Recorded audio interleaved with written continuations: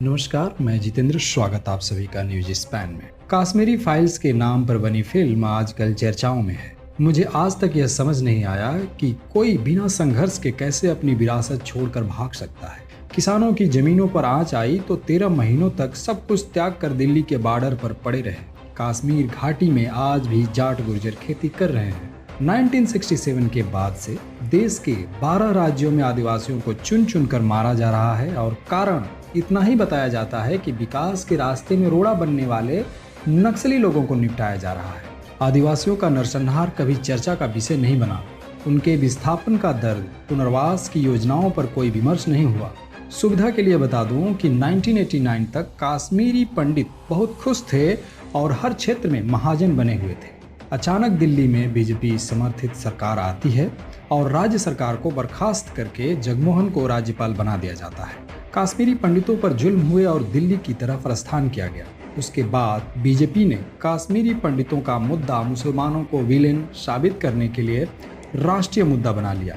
कांग्रेस सरकार ने इस मुद्दे को निपटाने के लिए सालाना खरबों के पैकेज दिए और जितने भी कश्मीरी पंडित पलायन करके आए उनको एलीट क्लास में स्थापित कर दिया। कश्मीरी पंडित साल में एक बार जंतर मंतर पर आते, बीजेपी के सहयोग से ब्लैकमेल करते और हफ्ता वसूली लेकर निकल लेते। 8 साल से केंद्र में बीजेपी की प्रचंड बहुमत की सरकार है। वह कश्मीर से धारा 370 हटा चुके हैं, लेकिन कश्मीरी पंडित वापस कश्मीर में स्थापित नहीं हो पा रहे हैं। धरना प्रदर्शन से निकलकर हफ्ता वसूली की गैंग फिल्में बनाकर पूरे देश को इमोशनल ब्लैकमेल करके वसूली का नया तरीका इजाद कर चुकी है। आदिवासी हर रोज अपनी विरासत को बचाने के लिए चूहों की तरह मारे जा रहे हैं, लेकिन कभी संज्ञान नहीं लिया जाता। आज किसान कौमों को विभिन्न तरीकों से मारा जा रहा है, लेकिन कोई चर्चा नहीं होती। पिछले 75 वर्षों में लगभग 5 करोड़ आदिवासियों का विकास के नाम पर विस्थापन किया गया है, जिनमें से लगभग 1 करोड़ लोगों को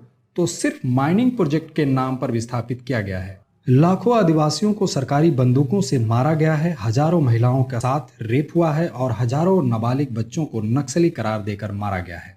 1995 के बाद से आज तक तकरीबन 5 लाख किसान व्यवस्था की दरिंदगी से तंग आकर आत्महत्या कर चुके हैं, लेकिन पिछले 25 सालों में एक बार भी जंतर मंतर पर कोई धरना नहीं हुआ।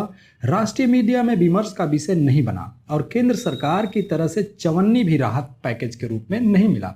भागलपुर, पूर्णिया, गोधरा के दंगों से भी पलायन हुआ व देश के सैकड़ों नागरिक मारे गए। मुजफ्फरनगर फाइल्स या हरियाणा जाट आरक्षण पर हरियाणा फाइल्स भी बननी चाहिए। हर नागरिक की मौत का संज्ञान लिया जाना चाहिए। हफ्ता वसूली की यह मंडी अब खत्म होनी चाहिए। भावुक अत्याचारों का धंधा कब तक चलाया जाएगा? किसान कौमों के बच्चे बंदूक लेकर इनके घरों की सुरक्षा के लिए खड़े हों, तब ये लोग बंगलों में जाएंगे। क्यों? देश इनका नहीं है क्या? ये नागरिक के बजाय राष्ट्रीय दामाद क्यों बनना चाहते हैं? भारत सरकार संसाधन दे रही है, आर्मी तैनात है, तो डर किससे? जिससे खतरा है उनके खिलाफ लड़ो। जाट गुर्जर कश्मीर घाटी में आज भी रह रहे हैं। उन्होंने कभी असुरक्षा को लेकर रोना धोना नहीं किया। नोट: तथाकथित राष्ट्रवादियों से निवेदन है कि एक बार हरियाणा जाट आरक्षण आंदोलन पर बनी फिल्म चीरहरण को देख लीजिए। आदिवासियों पर बनी फिल्म चक्रव्यूह और जय भीम को देख लीजिए। हिंदू होने का भूत उतर जाएगा। देखते रहिए न्यूज स्पैन। बहुत शुक्रिया।